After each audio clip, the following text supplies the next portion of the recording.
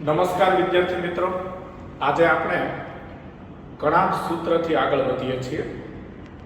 તો કણાપ સૂત્રની વાત કરીએ તો કણાપ સૂત્ર એ કોષની એવી અંગિકા છે કે એનું અવલોકન ચોક્કસ પ્રકારના વિશિષ્ટ પ્રકારના કે ચોક્કસ પ્રકારના અભિરંજકથી અભિરંજિત કરીએ તો જ કણાપ સૂત્રને જોઈ શકાય. એટલે કોષની અંદર કણાપ સૂત્રને જોવા માટે ચોક્કસ પ્રકારના કે વિશિષ્ટ પ્રકારના અભિરંજકની જરૂર પડે. એ અભિરંજકનું નામ છે જીનસ ગ્રીન. જીનસ ગ્રીન એટલે કણાપ સૂત્રનું અવલોકન કરવા માટે જીનસ ગ્રીન નામના અભિરંજકનો ઉપયોગ થાય છે. પણ આ નામ અભિરંજકનું નામ તમારી ટેક્સ્ટબુકમાં નથી, એટલે તમારા માટે કમ્પલસરી યાદ રાખવું જરૂરી નથી. તો જીનસ ગ્રીન નામના અભિરંજકથી કણાપ સૂત્રને અભિરંજિત કરીને જોઈ શકાય છે. કણાપ સૂત્રની સંખ્યાની વાત કરીએ તો કણાપ સૂત્રની સંખ્યા જુદા જુદા કોષોમાં જુદી જુદી હોય છે. એટલે કે બધા સજીવના કોષોમાં કણાપ સૂત્રની સંખ્યા સમાન નથી, કારણ કે કણાપ સૂત્રની સંખ્યાનો આધાર દેહધાર્મિક ક્રિયાઓ પર છે. દેહધાર્મિક ક્રિયાઓ પર છે એટલે એનો મતલબ એવો થાય કે જે કોષો વધુ દેહધાર્મિક ક્રિયાઓ કરે છે તેમાં કણાપ સૂત્રની સંખ્યા વધુ હોય, ને જે કોષો દેહધાર્મિક રીતે ઓછા સક્રિય છે એટલે કે ઓછી દેહધાર્મિક ક્રિયાઓ કરે છે તેમાં કણાપ સૂત્રોની સંખ્યા ઓછી હોય છે. તો કણાપ સૂત્રની સંખ્યાનો આધાર કોષની દેહધાર્મિક ક્રિયાઓ પર છે. એટલે અહીંયા આપણે વિધાન એ અને વિધાન કારણ આર વાળો એમસીક્યુ વિચારી શકીએ છીએ. વિધાનમાં એવું વાક્ય આપે કે જુદા જુદા કોષોમાં કણાપ સૂત્રની સંખ્યા જુદી જુદી હોય છે, અને કારણ આરમાં એવો પોઈન્ટ આપવામાં આવે કે કણાપ સૂત્રની સંખ્યાનો આધાર કોષની દેહધાર્મિક સ્થિતિ પર છે કે દેહધાર્મિક ક્રિયાઓ પર છે. તો આપણે જાણીએ છીએ કે આ એમસીક્યુનો આન્સર એવો આવે કે એ અને આર બંને સાચા છે, અને કારણ આર એ વિધાન એની સાચી સમજૂતી કે સાચું વર્ણન છે કે શા માટે જુદા જુદા કોષોમાં કણાપ સૂત્રોની સંખ્યા જુદી જુદી હોય. તો એનું કારણ એ જ થાય ને કે કણાપ સૂત્રની સંખ્યાનો આધાર કોષની દેહધાર્મિક સ્થિતિ પર છે, દેહધાર્મિક ક્રિયાઓના દર પર છે. એટલે કે જે કોષો દેહધાર્મિક ક્રિયાઓ વધુ કરે તેમાં કણાપ સૂત્રો વધુ હોય, અને જે કોષો દેહધાર્મિક ક્રિયાઓ ઓછી કરે તેમાં કણાપ સૂત્રો ઓછા. એનું પણ રીઝન એ છે કે કણાપ સૂત્ર કોષનું પાવર હાઉસ છે, ઉર્જા ઘર છે. કેમ? તો કે કણાપ સૂત્ર જારક શ્વસન કરીને એટીપી ઉત્પન્ન કરે છે, અને એ એટીપી કોષની જુદી જુદી દેહધાર્મિક ક્રિયાઓ માટે ઉપયોગી છે. એટલે કણાપ સૂત્ર છે એ કોષનું પાવર હાઉસ છે, અને એટલે જે કોષોમાં દેહધાર્મિક ક્રિયાઓ વધુ થતી હોય તેમાં એટીપીની જરૂર વધારે પડે, અને તેથી તેમાં કણાપ સૂત્રોની સંખ્યા વધુ હોય. અને જે કોષો ઓછા દેહધાર્મિક રીતે સક્રિય હોય એટલે કે દેહધાર્મિક ક્રિયાઓ ઓછી કરતા હોય એને એટીપીની જરૂર ઓછી પડે, તેથી તેમાં કણાપ સૂત્રોની સંખ્યા ઓછી. આગળ વધી તો કણાપ સૂત્રનો આકાર. તો કણાપ સૂત્રનો આકાર રકાબીજ અથવા નળાકાર છે. રકાબી જેવું અથવા નળાકાર છે. એટલે કે કેટલાક કણાપ સૂત્રો છે એ રકાબી જેવા આકારના હોય, અને કેટલાક કણાપ સૂત્રો છે એ આવા નળાકાર હોય છે. તો કણાપ સૂત્રનો આકાર રકાબી જેવો કે નળાકાર છે. હવે કણાપ સૂત્રના કદની વાત કરીએ તો કણાપ સૂત્રના કદમાં કણાપ સૂત્રનો વ્યાસ અને કણાપ સૂત્રની લંબાઈ એમ બે ઘટકોનો સમાવેશ થશે. તો કણાપ સૂત્રનો વ્યાસ એટલે આ નળાકાર કણાપ સૂત્ર છે, તો આપણે બધા જાણીએ છીએ કે અહીંયાથી અહીંયા સુધી આ એની લંબાઈ ગણાશે, અને આ એનો અંદરનો વ્યાસ ગણાશે.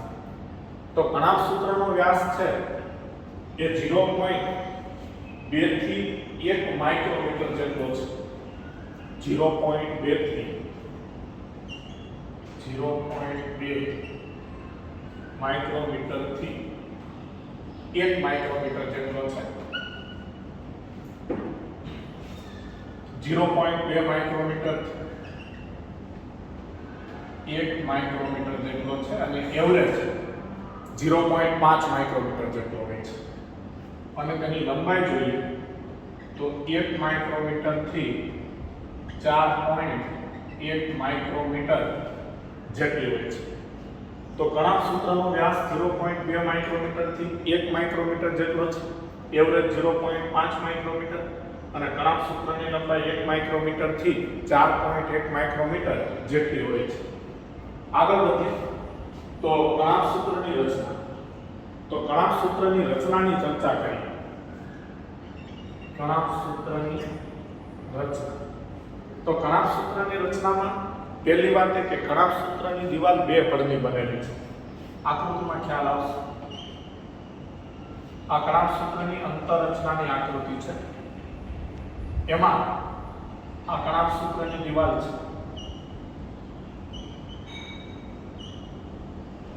આ કણાપ સૂત્રની દીવાલ છે.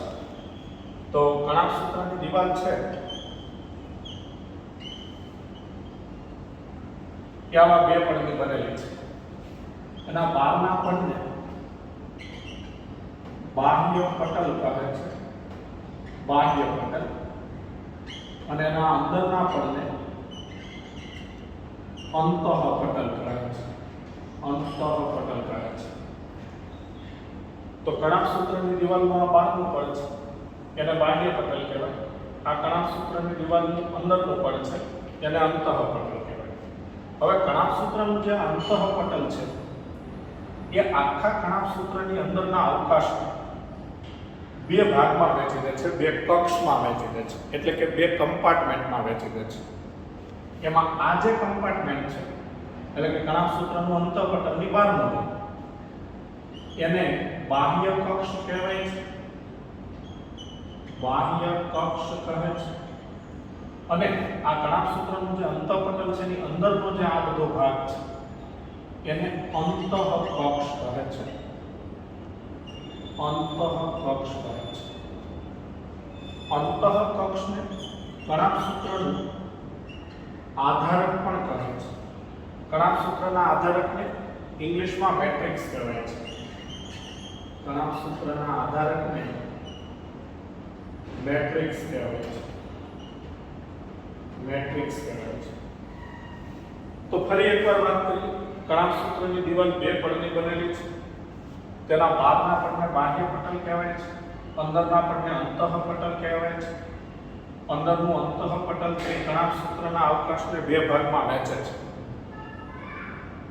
એક બાહ્ય કક્ષ કે જે કણાપ સૂત્રના અંતઃ પટલની બહારની સાઈડ છે, અને એક અંતઃ કક્ષ કે જે કણાપ સૂત્રના અંતઃ પટલની અંદરનો બધો ભાગ છે.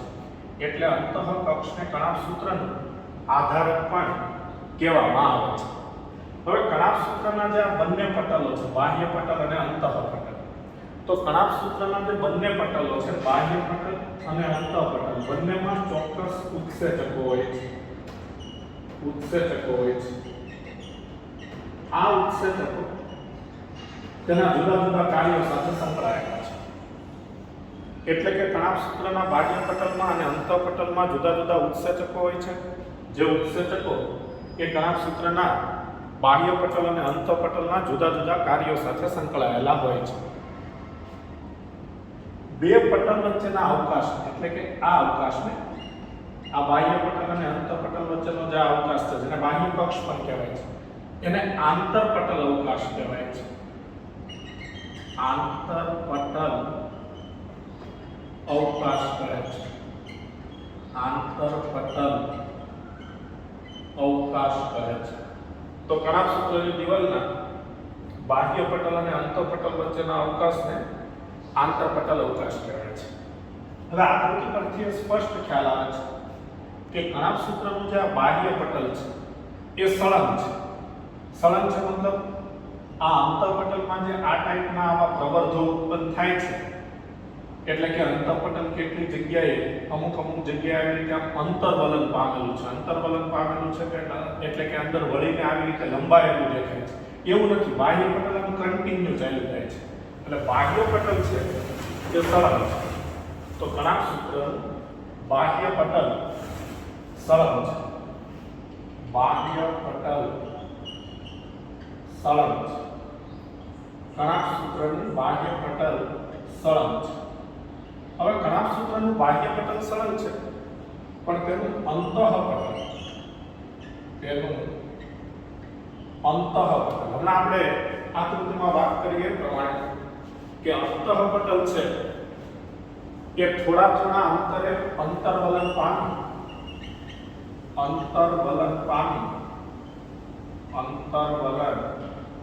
પામી ક્રિસ્ટી નામની રચના બનાવે છે.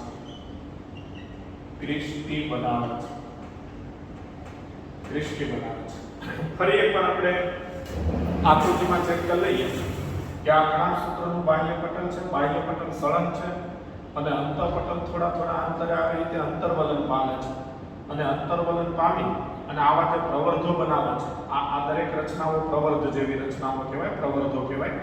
આવા જે પ્રવર્ધો બનાવે છે એ દરેક પ્રવર્ધને ક્રિસ્ટી કહે છે. ક્રિસ્ટી.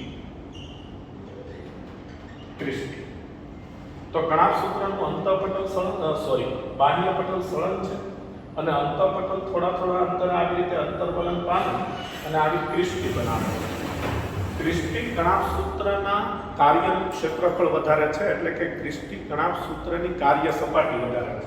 તો ક્રિસ્ટી છે કે કણાભસૂત્રના કાર્યનું ક્ષેત્રફળ વધારે છે, એટલે કે કણાભસૂત્રનું સપાટીય ક્ષેત્રફળમાં વધારો કરે છે, કાર્યક્ષેત્રમાં વધારો કરે છે. તો સપાટીય ક્ષેત્રફળમાં વધારો કરે છે, સપાટીય ક્ષેત્રફળમાં વધારો કરે છે, સપાટીય ક્ષેત્રફળમાં વધારો કરે છે. સપાટીય ક્ષેત્રફળમાં વધારો કરે છે એટલે એનો મતલબ એવો થાય કે કણાભસૂત્રની કાર્ય સપાટી વધારે છે. કણાભસૂત્રનું કાર્ય આપણે જાણીએ છીએ, ધારક શ્વસન કરીને એટીપી ઉત્પન્ન કરવાનું છે. એટલે આ ક્રિસ્ટી વજન વધારે તો કણાભસૂત્ર વધુ એટીપી ઉત્પન્ન કરી શકે. એટલે આપણે એમ કહી શકીએ કે ક્રિસ્ટી કણાભસૂત્રના સપાટીય ક્ષેત્રફળમાં વધારો કરે છે, એટલે કે કણાભસૂત્રની કાર્ય સપાટી ક્રિસ્ટીઓને કારણે વધે છે. આધારની વાત કરીએ તો કણાભસૂત્રના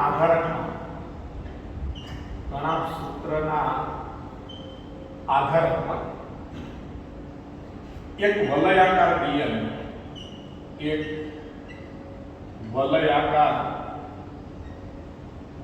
હોય. વલયાકાર ડીએનએ.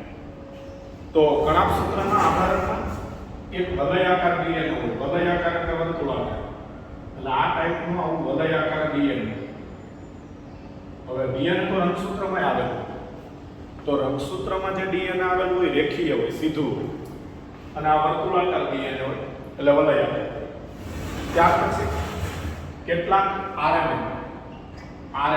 આરએનએ નામ રિબોન્યુક્લિક એસિડ, એટલે કે આધારકની અંદર આવા આરએનએ અને કેટલાક આવા 70 સ્વેડબર્ગ પ્રકારના રિબોઝોમ, 70 સ્વેડબર્ગ પ્રકારના રિબોઝોમ. તો 70 સ્વેડબર્ગ પ્રકારના રિબોઝોમ, 70 સ્વેડબર્ગ પ્રકારના રિબોઝોમ હોય છે. રિબોઝોમ્સ. તો કણાભસૂત્રના આધારકમાં કયા ઘટકો હોય છે? તો કણાભસૂત્રના આધારકમાં એક વલયાકાર ડીએનએ, આરએનએ અને 70 સ્વેડબર્ગ પ્રકારના રિબોઝોમ્સ હોય છે. તથા કણાભસૂત્રના આધારકમાં ક્રેબ્સ ચક્રની ક્રિયા માટે જરૂરી ઉત્સેચકો હોય છે.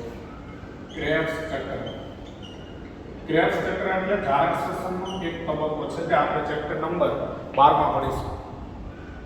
હમણાં આપણે વાત કરતા હતા કે કણાભસૂત્ર એ કોષનું પાવર હાઉસ છે, કારણ કે કણાભસૂત્ર ધારક શ્વસન કરીને એટીપી ઉત્પન્ન કરે છે. હવે ધારક શ્વસનમાં ક્રેબ્સ ચક્ર નામનો તબક્કો થાય એટલે ક્રેબ્સ ચક્ર માટેના ઉત્સેચકો હોય છે. ક્રેબ્સ ચક્ર માટેના ઉત્સેચકો હોય છે. તો કણાભસૂત્રની અંદર ક્રેબ્સ ચક્ર માટેના ઉત્સેચકો હોય છે. ક્રેબ્સ ચક્ર ધારક શ્વસનનો એક તબક્કો છે અને એ દરમિયાન ઘણા બધા એટીપી ઉત્પન્ન થાય છે.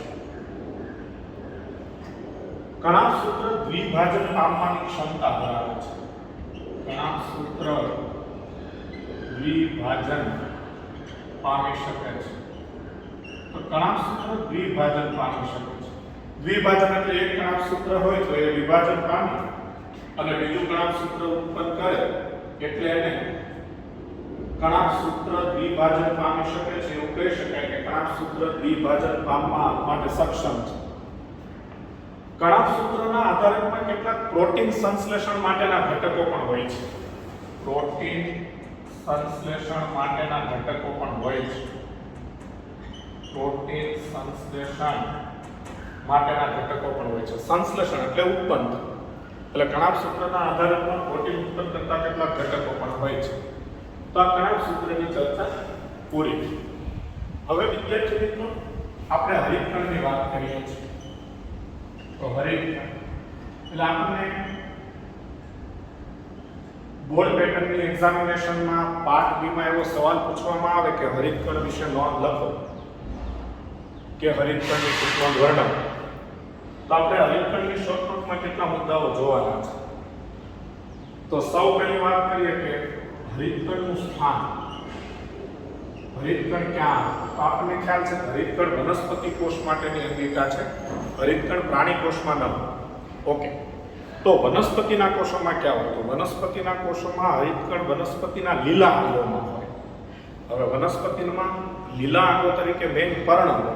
જો કે નાના છોડ હોય તો એની ડાળીઓ પણ લીલી હોય. એકદમ કુમળો છોડ હોય, તરુણ છોડ હોય તો એનું પ્રકાંડ પણ લીલું હોય. તો એમાં હરિતકણ પણ લીલા અંગોમાં મુખ્યત્વે હરિતકણ પર્ણમાં હોય ને પર્ણમાં મધ્ય પર્ણ પેશીમાં હોય. એટલે પર્ણની જે ઉપરની સપાટી અને નીચેની સપાટી છે એની વચ્ચે મધ્ય પર્ણ પેશી હોય. તો વનસ્પતિના પર્ણમાં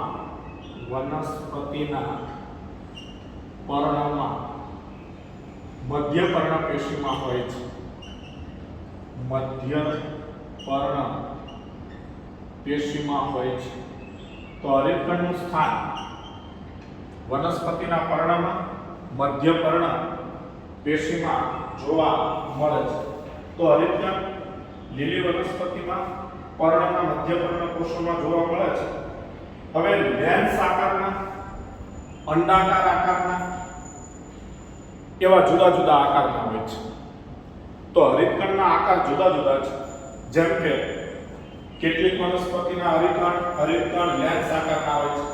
કેટલીક વનસ્પતિમાં અંડાકાર હોય છે, ગોળાકાર હોય છે, બીમ જેવા આકારના હોય છે અને પટ્ટી જેવા આકારના હોય છે.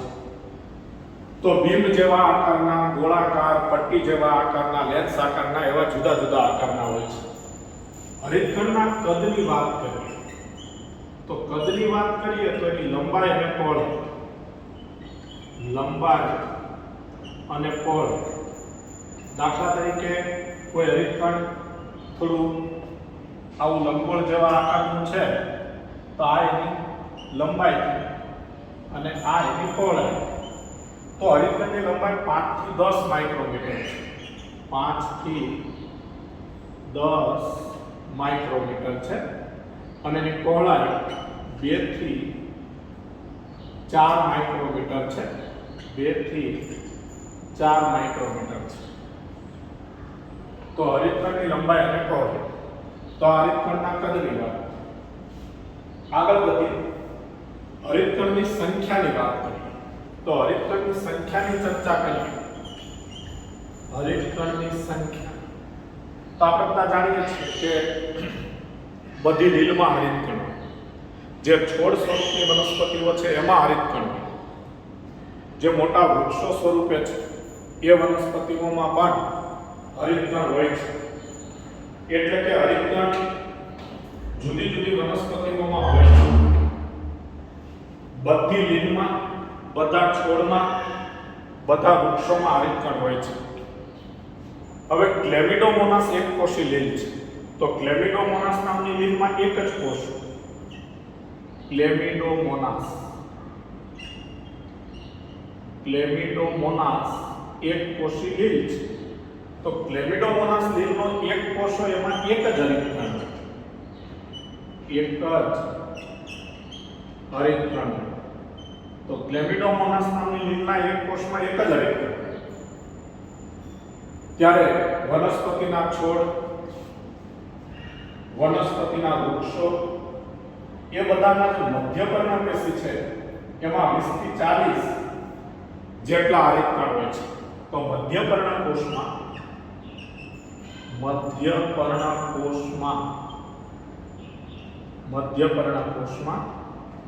20 થી 40 જેટલા હરિતકણ હોય છે. તો આંકડાકીય માહિતી આપણે એમસીક્યુ માટે તૈયાર કરશું. ક્લેમિડોમોનાસ લીલના એક કોષમાં એક જ હરિતકણ હોય છે અને વનસ્પતિના મધ્યપર્ણ કોષોમાં 20 થી 40 જેટલા હરિતકણ હોય છે.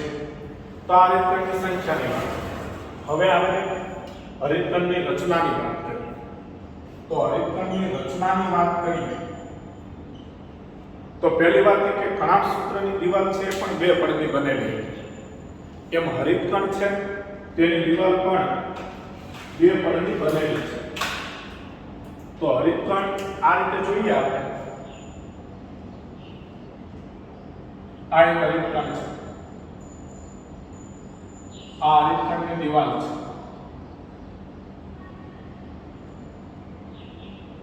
આ હરિતકણની દિવાલ છે. તો આ હરિતકણની દિવાલ છે એ બે પડની બનેલી છે. આ એનું બહારનું પડ એટલે બાહ્ય આવરણ કે બાહ્ય પટલ જે બોલીએ કે બાહ્ય આવરણ કે બાહ્ય પટલ. આ અંદરનું આવરણ છે તો અંતઃ આવરણ કે અંતઃ પટલ. ઓકે. તો કણાભસૂત્રની જેમ હરિતકણની દિવાલ પણ બે પડની બનેલી છે. પણ એક વાત એ ખાસ ધ્યાનમાં લેવા જેવી એ છે કે હરિતકણનું અંતઃ આવરણ કણાભસૂત્રના અંતઃ આવરણની સાપેક્ષ એટલે કે કણાભસૂત્રના અંતઃ આવરણની કમ્પેરમાં ઓછું પ્રવેશશીલ છે. ઓછું પ્રવેશશીલ છે. ઓછું પ્રવેશશીલ છે મતલબ આ જે હરિતકણની દિવાલનું અંદરનું પણ છે અંતઃ આવરણ, એમાંથી કોઈ દ્રવ્યોની અવરજવર ઓછી થઈ શકે, દ્રવ્યો ઓછા પસાર થઈ શકે, એટલે કે કોઈ દ્રવ્ય અંદર ઓછા આવી શકે, બહાર ઓછા થઈ શકે. જ્યારે કણાભસૂત્રની દિવાલનું જે અંતઃ પટલ છે, આ કણાભસૂત્રની દિવાલનું અંતઃ પટલ એ વધુ પ્રવેશશીલ છે, એટલે એમાંથી કોઈ દ્રવ્યોની અવરજવર વધુ થઈ શકે. આ વર્ષે એટલે કે 2024ની નીટના પેપરમાં જે 5મી મે 2024ની આ વર્ષની નીટની એક્ઝામ લેવાઈ ગઈ, એ નીટના પેપરમાં આ એક સેન્ટેન્સ ખરા ખોટા વિધાનમાં પૂછેલું, પણ ત્યારે વાક્ય ખોટું બનાવેલું. અને એવી રીતે ખોટું બનાવેલું કે કણાભસૂત્રની દિવાલનું અંતઃ આવરણ હરિતકણના અંતઃ આવરણ કરતાં ઓછું પ્રવેશશીલ છે. ખોટું વાક્ય. કેમ? તો કે હરિતકણનું અંતઃ આવરણ કણાભસૂત્રના અંતઃ આવરણ કરતાં ઓછું પ્રવેશશીલ છે.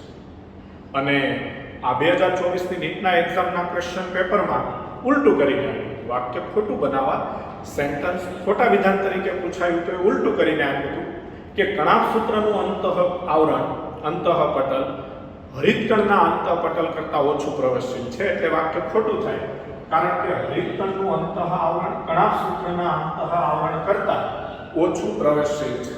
તો હરિતકણની દિવાલ પણ કણાભસૂત્રની દિવાલની જેમ બે પડની બનેલી છે, પરંતુ તેનું અંદરનું પડ છે એ કણાભસૂત્રની સાપેક્ષે ઓછું પ્રવેશશીલ છે. ઓકે, આગળ વધીએ તો આ હરિતકણની દિવાલની વાત છે કે જે બે પડની બનેલી છે. પણ હરિતકણની દિવાલના બંને પડની ચર્ચા આપણે પૂરી કરી તો હરિતકણની રચનામાં આપણે આવી રીતે યાદ રાખશું. હરિતકણની રચના, તો હરિતકણની રચનામાં બે ક્યાં બે? એક હરિતકણની દિવાલ, જેની ચર્ચા પૂરી થઈ કે તે બે આવરણની બનેલી છે. બહારના પડને બાહ્ય આવરણ કહેવાય, અંદરના પડને અંતઃ આવરણ કહેવાય. અંતઃ આવરણ કણાભસૂત્રના અંતઃ આવરણ કરતાં ઓછું પ્રવેશશીલ છે અને હરિતકણનું આધારક, હરિતકણના આધારકને સ્ટ્રોમા કહે છે. સ્ટ્રોમા કહે છે. હમણાં જોયું કણાભસૂત્રના આધારકને મેટ્રિક્સ કહેવાય, હરિતકણના આધારકને સ્ટ્રોમા કહે છે. ઓકે, હવે આ સ્ટ્રોમાની અંદર એટલે આ બધું સ્ટ્રોમા થાય એટલે હરિતકણની દિવાલનું જે અંતઃ આવરણ છે, આ અંતઃ આવરણ એની અંદરના તમામ અવકાશને, એની અંદરના તમામ ભાગને આધારક અથવા સ્ટ્રોમા કહેવાય છે. હવે હરિતકણના આધારકમાં ગ્રેના આવે છે. ગ્રેના, તો આ ગ્રેના શું છે તો આપણે એની ચર્ચા કરીએ. તો હરિતકણના આધારકમાં આવી ચપટી અને અંદર પોલાણવાળી એટલે કે આવી કોથળી જેવી રચનાઓ, જેની અંદર પોલાણ હોય એના માટે બાયોલોજીમાં શબ્દ વપરાય છે કોથળી જેવી રચનાઓ. તો આવી ચપટી કોથળી જેવી રચનાઓ જેની દિવાલ એટલે કે આ પટલ આવેલ છે, એટલે પટલમાં ચપટી કોથળી જેવી રચનાઓ પેલા સિક્કાના થપ્પા પડેલા હોય, રૂપિયાનો સિક્કો હોય કે 5 રૂપિયાનો સિક્કો હોય, એ એક ઉપર એક ગોઠવાય તો સિક્કાની આખી થપ્પી બને. એમાં સિક્કાની થપ્પીની જેમ આવી ચપટી કોથળી જેવી રચનાઓ એક ઉપર એક ગોઠવાયેલી હોય છે. આ દરેક ચપટી કોથળી જેવી રચનાને થાઇલેકોઇડ કહેવાય. થાઇલેકોઇડ કહેવાય. થાઇલેકોઇડ. થાઇલેકોઇડ અથવા આ બધા થાઇલેકોઇડ ભેગા મળી અને આખી જે આ થપ્પી બનાવે, આવી સિંગલ થપ્પીને, એક થપ્પીને ગ્રેનમ કહેવાય. ગ્રેનમ. ગ્રેનમ કહેવાય. ગ્રેનમ. તો આવી ચપટી કોથળી જેવી રચનાઓ એક ઉપર એક સિક્કાની થપ્પીની જેમ ગોઠવાય એટલે આખો એક ગ્રેનમ બને અને આ દરેક ચપટી કોથળી જેવી રચનાને થાઇલેકોઇડ કહેવાય. હવે આમાં કેટલાય ગ્રેનમ એક હરિતકણમાં આવેલા હોય છે એટલે બધા ગ્રેનમને સંયુક્ત રીતે ગ્રેના અથવા ગ્રાના કહે છે. તો અહીંયા આ બધા ગ્રેનમ છે, આ બધા ગ્રેનમ છે. તો બધા ગ્રેનમને સંયુક્ત રીતે ગ્રેના અથવા ગ્રાના કહે છે. તો બધા ગ્રેનમને સંયુક્ત રીતે ગ્રેના કહેવાય. તો આ ગ્રેનાનું એકવચન નામ ગ્રેનમ. એકવચન નામ ગ્રેનમ. એટલે કે આ એક આટલા વ્યક્તિગત એકમને ગ્રેનમ કહેવાય. બધા ગ્રેનમને, ધારો કે અમારી આકૃતિ બોર્ડ પર દોરેલી છે, એમાં હરિતકણની આકૃતિમાં 1 2 3 ને 4 ગ્રેનમ દોરેલા છે. તો એ ચારે ચાર ગ્રેનમને સંયુક્ત રીતે ગ્રાના અથવા ગ્રેના કહેવાય. તો બધા ગ્રેનમને સંયુક્ત રીતે ગ્રેના કહેવાય. એટલે ગ્રેના એ બહુવચન નામ છે અને દરેક વ્યક્તિગત એકમને ગ્રેનમ કહેવાય. એટલે ગ્રેનમ એકવચન નામ છે. દરેક ગ્રેનમમાં આવી ચપટી કોથળી જેવી રચનાઓ એક ઉપર એક થપ્પીની જેમ ગોઠવાય તેને થાઇલેકોઇડ કહેવાય. જનરલી એક ગ્રેનમમાં 2 થી 100 જેટલા થાઇલેકોઇડ. આપણે અહીંયા કોઈ ગ્રેનમમાં 1 2 3 4, અહીંયા આ ગ્રેનમમાં 5, આ ગ્રેનમમાં પણ 5, આ ગ્રેનમમાં 4 થાઇલેકોઇડ દર્શાવેલા છે. તો આવી રીતે એક ગ્રેનમમાં 2 થી 100 જેટલા થાઇલેકોઇડ હોય છે. ઓકે, એટલે થાઇલેકોઇડને આંતરગ્રેનમ થાઇલેકોઇડ પણ કહેવાય છે. હવે આ બધા ગ્રેનમ એકબીજા સાથે આવી નલિકામય રચનાથી જોડાયેલા હોય છે. આવી નલિકામય રચનાથી જોડાયેલા હોય છે. તો આ બધા ગ્રેનમ એકબીજા સાથે આવી નલિકામય રચનાથી જોડાયેલા હોય છે. એ નલિકામય રચનાને સ્ટ્રોમાના થાઇલેકોઇડ કહેવાય. સ્ટ્રોમાના થાઇલેકોઇડ કહેવાય. સ્ટ્રોમાના થાઇલેકોઇડ કહેવાય. બરાબર? તો હરિતકણમાં 2 પ્રકારના થાઇલેકોઇડ.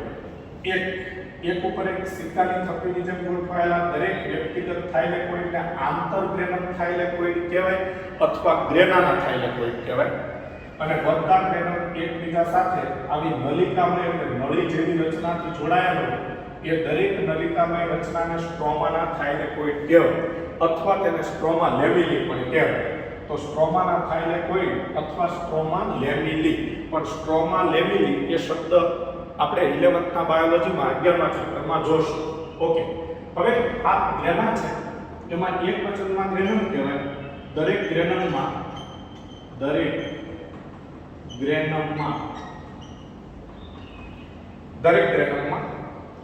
થાઇલેકોઇડ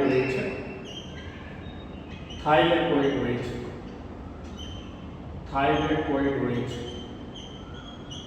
થાઇલેકોઇડ તો અહીંયા આ એક થાઇલેકોઇડ હું અલગ દોરું છું તો આ થાઇલેકોઇડ છે.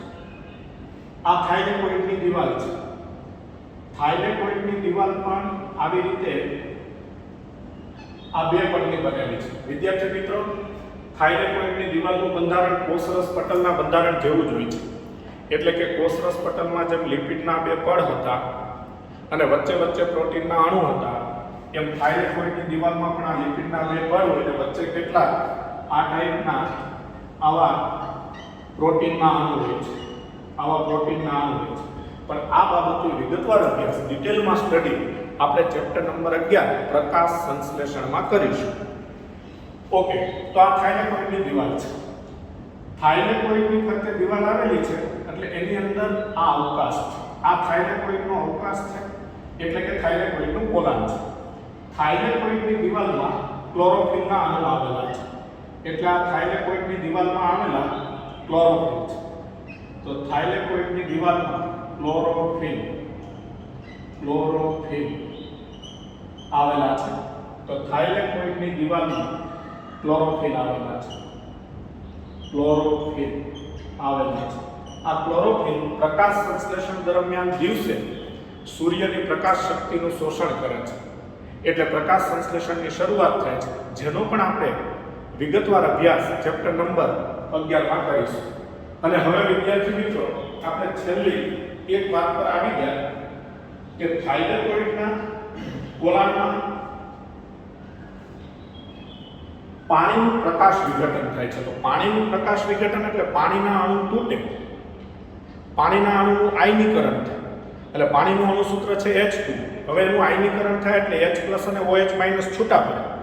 તો એ પ્રક્રિયા થાઇલેકોઇડના કોલાનમાં થાય છે, એટલે કે થાઇલેકોઇડના અવકાશમાં થાય છે. અને થાઇલેકોઇડની દિવાલમાં ક્લોરોફિલ હોય છે જે પ્રકાશ શક્તિનું શોષણ કરે છે. અને હવે એ વાત કરીએ કે હરિતકણના આધારકમાં કયા કયા ઘટકો આવેલા હોય છે. તો હરિતકણના આધારકમાં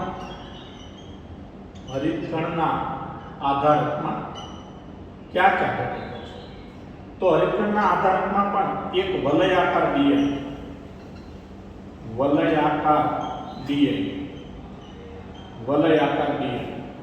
તો આ આખો હરિતકણનો આધારક છે. તો એમાં આવો ગોળાકાર DNA હોય જેને કહીએ વલયાકાર DNA. ત્યાર પછી કેટલાક RNA કણાભસૂત્રના આધારકની જેમ આવા RNA હોય છે. ત્યાર પછી 70 સ્વેટબર્ગ પ્રકારના રિબોઝોમ્સ. હવે 70 સ્વેટબર્ગ પ્રકારના રિબોઝોમ્સ એટલે નાના રિબોઝોમ્સ હોય, કારણ કે કોષના કોષરસમાં 80 સ્વેટબર્ગ પ્રકારના રિબોઝોમ્સ હોય છે. અને આમાં 70 સ્વેટબર્ગ પ્રકારના રિબોઝોમ આવેલા હોય છે. અને હરિતકણના આધારકમાં કાર્બોદિત પદાર્થના સંશ્લેષણ માટેના ઘટકો હોય છે. કાર્બોદિતના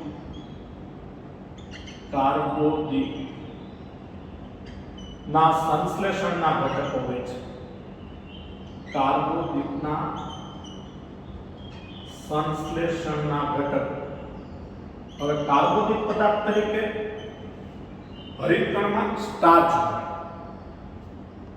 એટલે આમ તો કાર્બોદિત પદાર્થ તરીકે હરિતકણમાં પ્રકાશ સંશ્લેષણ થઈ પહેલા ગ્લુકોઝ બને, પછી એ ગ્લુકોઝનું રૂપાંતર સ્ટાર્ચમાંથી થાય. એટલે વનસ્પતિ વધારાનો ખોરાક સ્ટાર્ચ સ્વરૂપે સંગ્રહ કરે. એટલે ગ્લુકોઝ અને સ્ટાર્ચ એ બંને કાર્બોદિત પદાર્થ છે.